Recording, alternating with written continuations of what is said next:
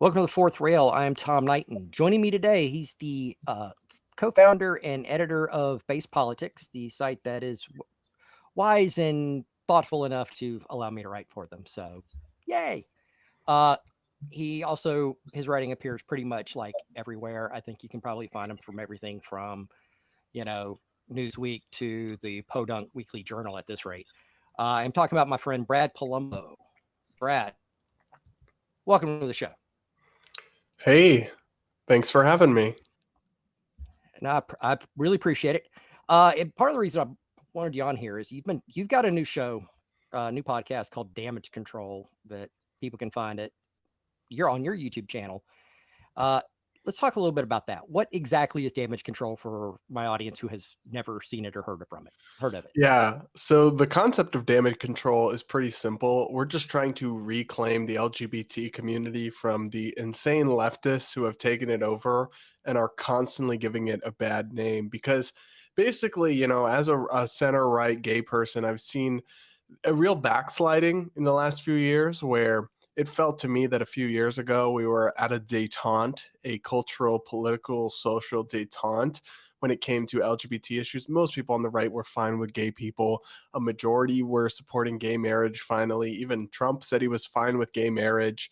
But then I think because of the extremism coming out of the community, especially around transgender issues, I think we've seen a real backsliding of LGBT support among the public, especially on the right. A real pendulum swing, a real backlash, and that's why I launched the Damage Control podcast to reclaim the conversation on these issues from the crazy lefties, but also to push back on the far right people who are really, I think, going way too far in their overreaction to some of these issues. Yeah, and I've seen some of that. Like just today, I was seeing someone celebrating some of the decisions out of the Supreme Court, going, "Yay, Obergefell next!" And I'm like, why? That doesn't impact anyone at all. I mean, if you're not gay, Obergefell is completely irrelevant. If you're not LGBT, that Supreme Court decision doesn't impact you. And yet they want it overturned Also, because, if you overturned it, now that they've passed the Respect for Marriage Act, nothing would change because it's in law anyway. yeah, so it's like it's idiotic that, you know, whatever. I get what you're saying. And you mentioned the backlash, and that's something I definitely want to talk to you about. I know you've seen the statistic, you've talked about it. Support for gay marriage, people who found it morally acceptable, it's an important term, morally acceptable, went from 71% to 64% in a recent, I think it was Pew poll, or maybe Gallup, I don't remember. It was not just some fly-by-night pollsters. We'll just put it there. And that just feels like we're backsliding badly. Oh yeah, because the backsliding was even bigger, particularly among Republicans. Democrats just it was a Gallup poll, by the way. But so Oh, Democrats, it just slightly ticked down 1 or 2 points. Independents, it just slightly ticked down a couple points. Republicans, it plummeted. And that was really depressing because, like I said, I thought Republicans had kind of moved on a lot of this stuff, but I've seen them turning back because if you present Republicans with the idea of, oh, some people are gay and they just want to live their lives, let them be, it won't affect you, most of them, I think, are on board with that.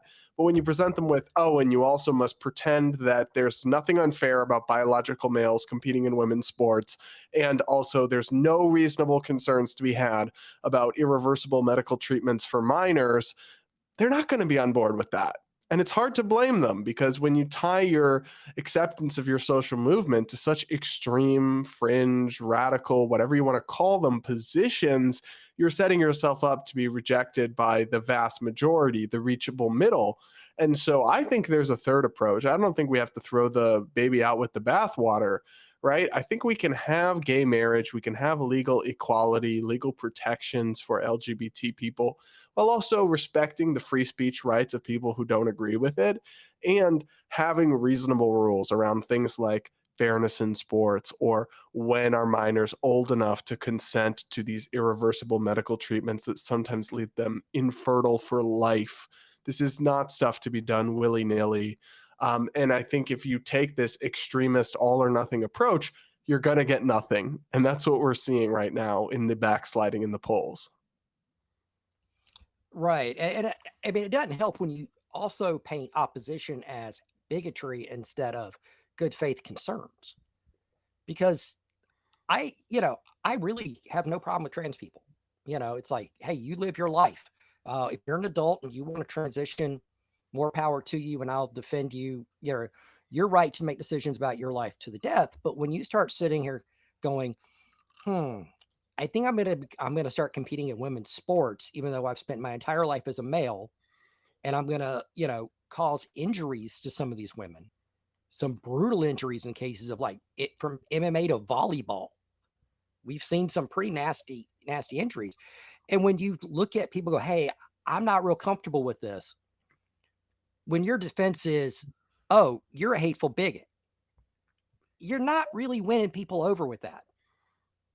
No, you're not going to convince anybody by insulting them or shouting at them or yelling at them. That's just not how this works. You don't convince people that way in any walk of life, and LGBT issues are no exception. I mean, I, there's, it's hard because there are some people on the far right in particular who genuinely are hateful, who genuinely are bigoted, who just lie and call you slurs, and the frog people. But I absolutely agree. The words bigot, homophobe, transphobe are thrown around like candy on Halloween. And just like the progressive left did with the word racist, they called everyone racist. Mitt Romney, Joe Biden said, was going to put y'all back in chains to black voters. Right. And when they do that, now there's people who are actually racist, and people on the right don't notice or call it out or reject it enough because they've called everyone racist for so long that the word has lost its meaning. It's a boy who cried wolf phenomenon, right?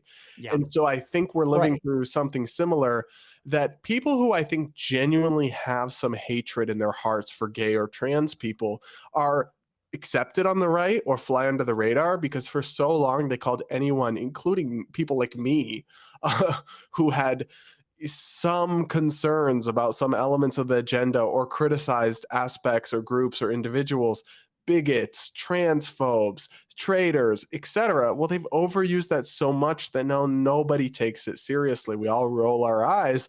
But of course, sometimes the shoe fits. Sometimes there really is a wolf when you cry out. Right. But when you cried so many times before, you get eaten because nobody comes to help you. And I think that's a part of what we're living through right now. Yeah. I have an anecdote relating to that a little bit. Richard Spencer, white Oh, nationalist. First yeah. time I heard of him was some woman accosting him in a gym, calling him a racist and all this other stuff. And my initial reaction was to defend the guy because he'd been thrown around so much. I didn't realize he was an actual racist. Yeah, he is. In a But way, they kind of shielded him. I think something similar has happened with the likes of Nick Fuentes, who's like, a Gen Z Yes. alt-right type.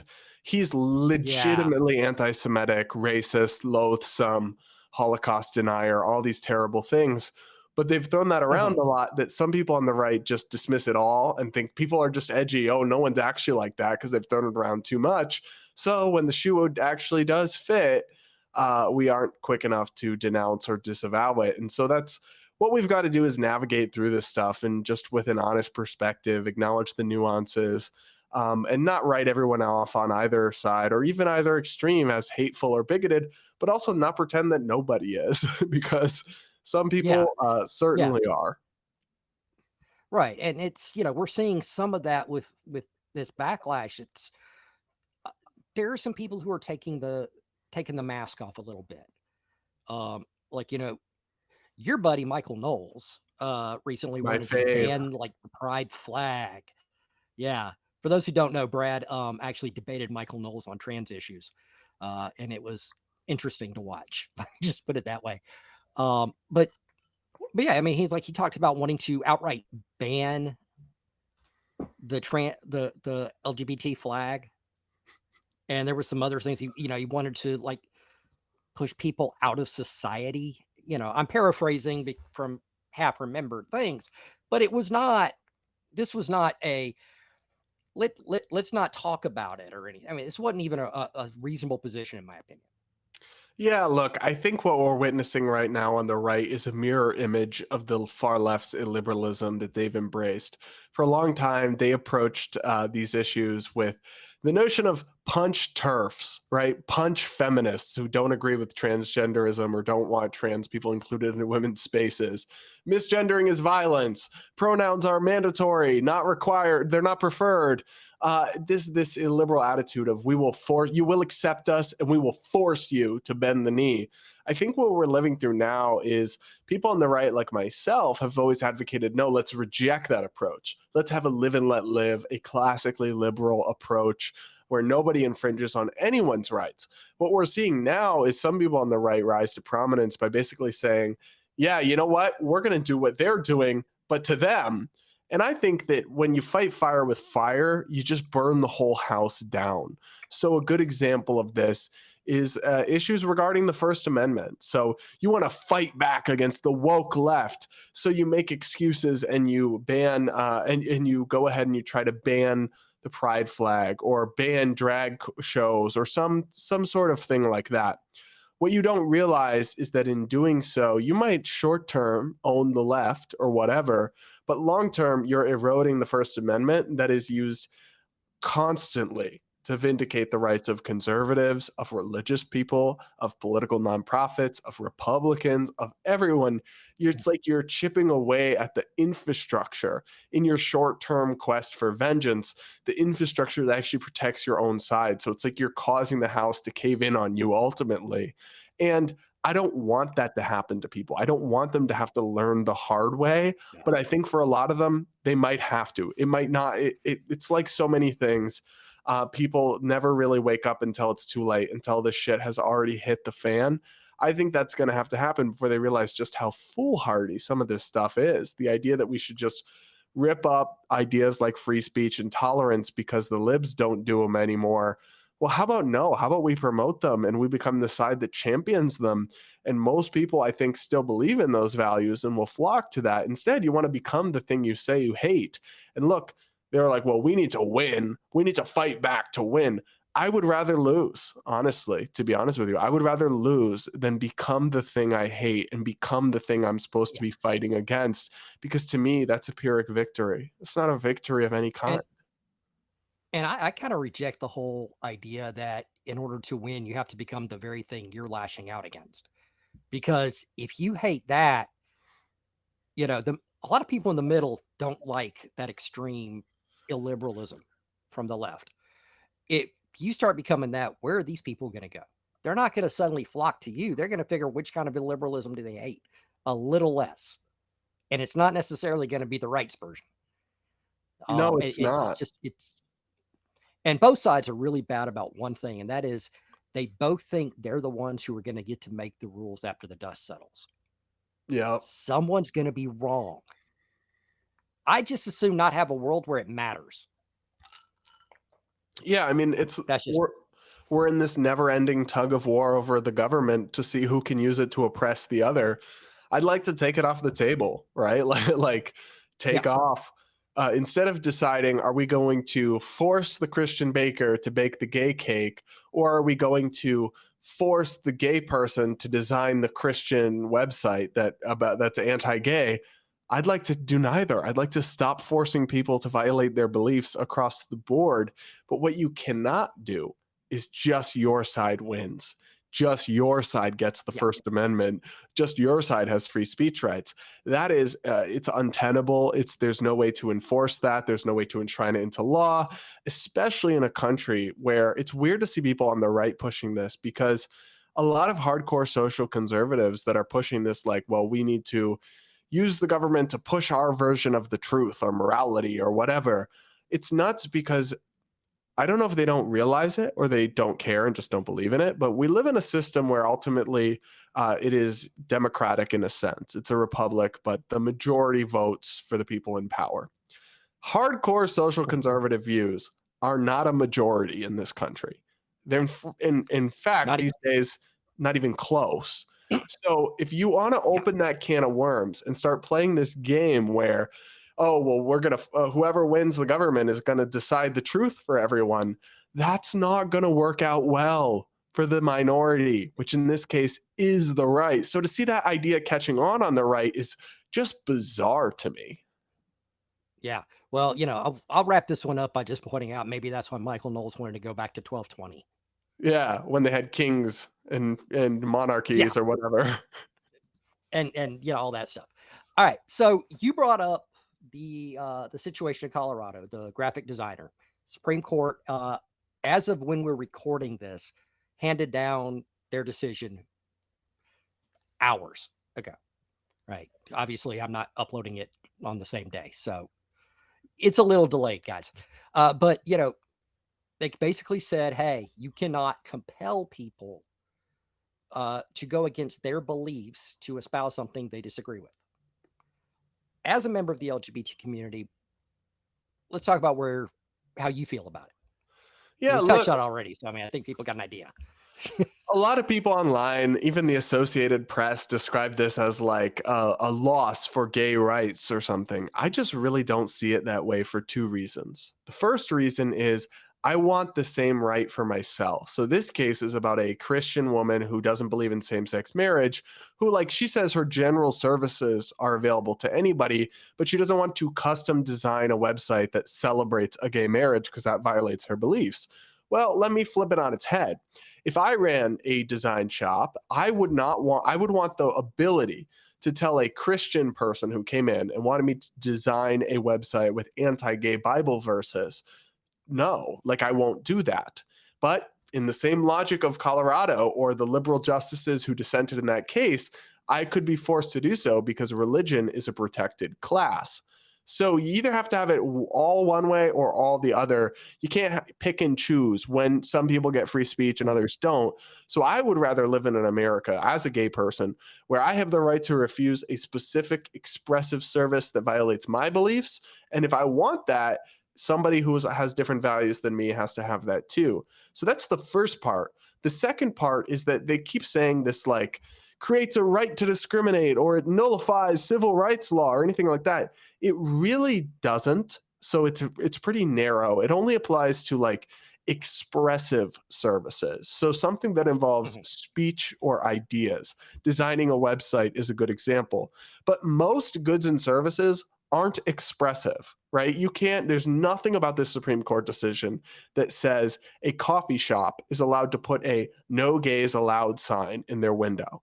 If they're selling iced Right. coffee, they have to, of course, they would lose half their business. So that would be stupid anyway. But um, there's nothing Yeah. legally about this decision. I read the entire majority opinion this morning. There's nothing in there. In fact, they're painstakingly clear to say, they take pains to say, this doesn't nullify all LGBT protections in law. It only applies to a narrow subset of things that involve the expression of ideas, a free speech issue. Yeah. Most things, like, for example, you have an apartment complex and you're renting it out. In about half the states in this country, it is illegal to discriminate on in housing on the basis of sexual orientation or gender identity. It's still illegal. This has no impact. You Yeah. still can't say, nope, my apartment complex doesn't let trans people live here. That's still illegal.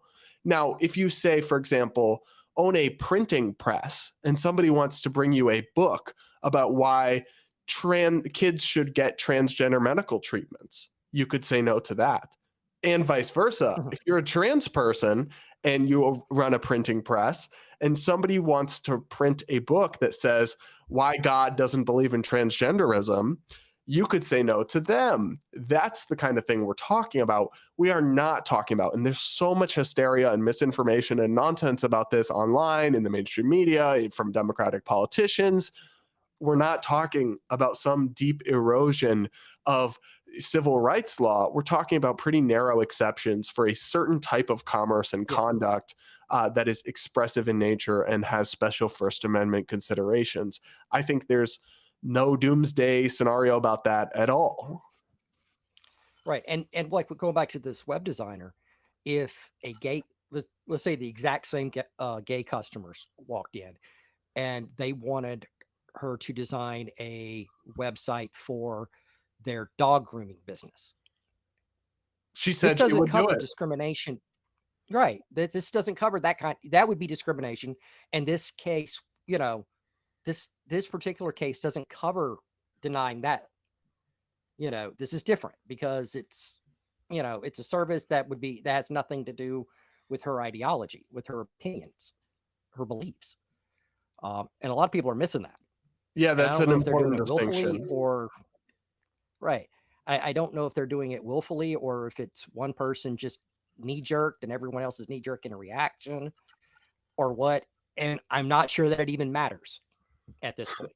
That's a little depressing, but probably true. Yeah, I mean, it's the results work out to be the same, whether it's someone intentionally being misleading or someone just being too quick to fire off. Um, I know which I'd prefer it to be because one can be corrected a little easier. Yeah. So, all right, now we're going to talk about one of your favorite subjects, and that is Pride Month. I know how excited you get about Pride Month. I can't wait for it to because end. I read the story. Right. For people who don't know, Brad wrote an article back, an op-ed back in 2018 about how you were like kind of over Pride. And I was warning, you guys keep pushing this sexually explicit stuff. You keep pushing these partisan ideas like banning guns or pro-abortion, conflating it with LGBT. It's going to lead to a backlash. I warned that in 2018. And where are we 5 years later? Look, I have some articles that I will openly admit didn't age well. I got something wrong or my predictions didn't come true. That one aged like fine wine. I'd like to say it aged like good bourbon because that's my preference. But yeah, I mean, it's funny because you posted that, what was it, last week, I think. And I read it and I'm like, holy crap, you could have written that now. Yeah, I I mean, really could have. It's chef's kiss, absolutely chef's kiss. But one of the big issues, and you talked about this on Damage Control, was kink at Pride. You had a video of two guys in the back of a truck doing a bondage scene at a Pride parade that was supposed to be all ages. You talked about it like the next week, how your video got demonetized because of that. So it was too much for YouTube. And this is happening at Pride.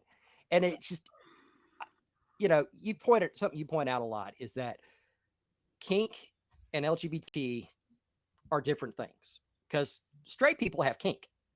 Right. I know quite a few straight people who are into some shit. I'm like, some of it, I'm like, I wish I didn't know. Let me just put it there. Okay. You have a right to do what you want to do. I wish I didn't know. I really do. But, the kink showing up,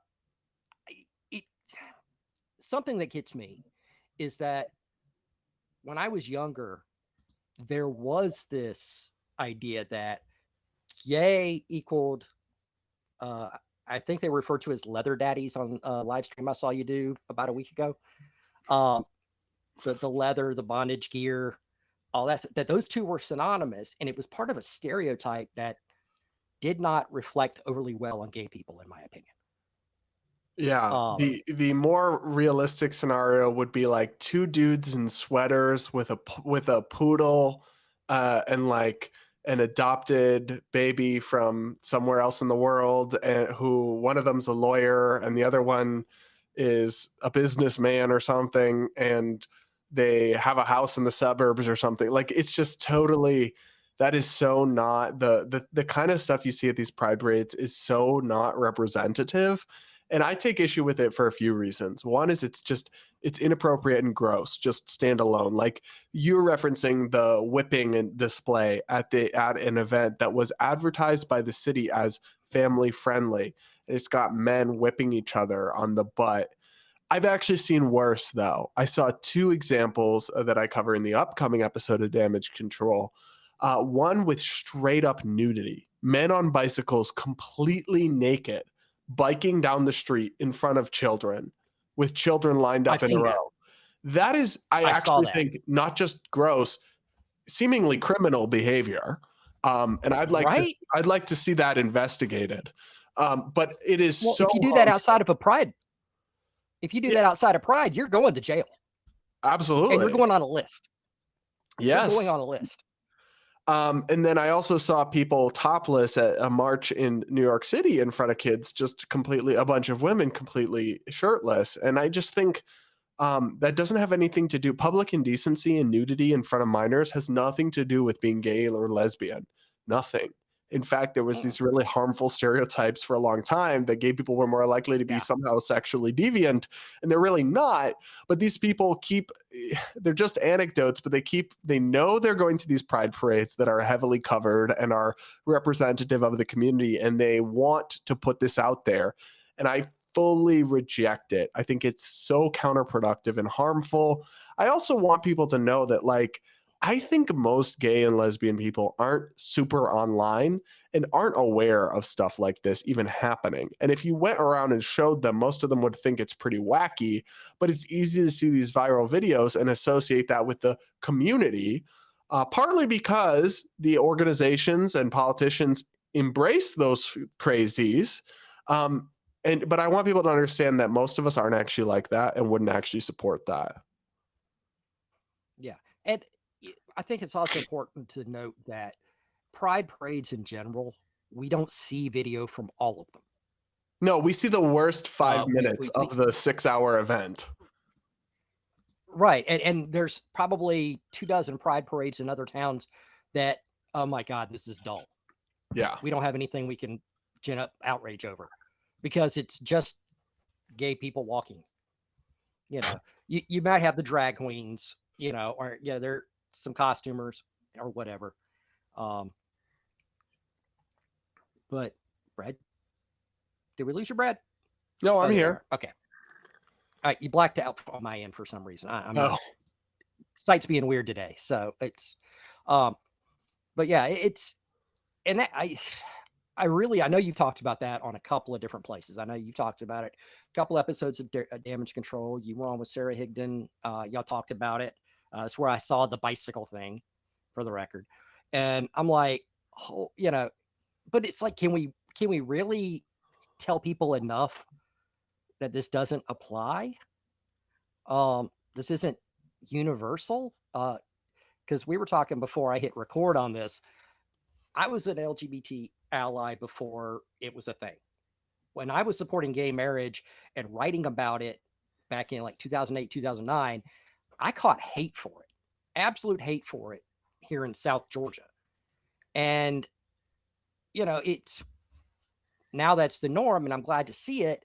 But now I'm sitting here going, y'all take it a little far. yeah. I've heard a lot of people I from a can't lot even of use the term people. ally because Jesus Christ.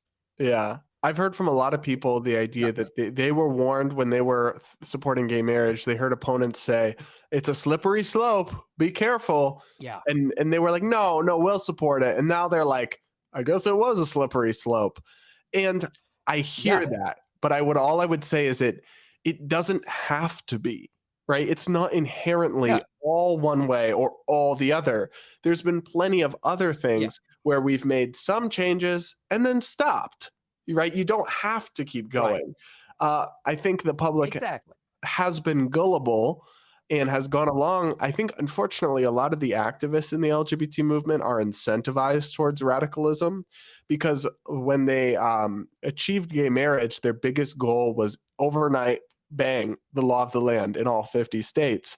But they have to keep the donor money coming in somehow. So there's Mhm. that quote about like how about foreign policy, about like don't go looking abroad for monsters to slay or something. I think that's kind of what they did on this movement is they invented new causes and went to new extremes because they had to keep the activist cause going to keep their donors and keep their relevance. And what they've done is unfortunately erode the gains that they actually made before. So it's worked for them, right? They're more relevant again, but at the expense of the actual Mhm. community they're supposed to be standing for and uplifting.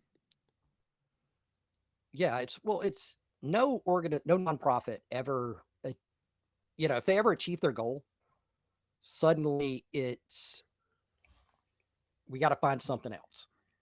I don't remember what it was like, but the March of Dimes originally started to combat, I think it was polio or something. And then polio was kind of solved. And so they're like, okay, well, now we're going to do birth defects. That's a very tame example. Nobody takes issue with that.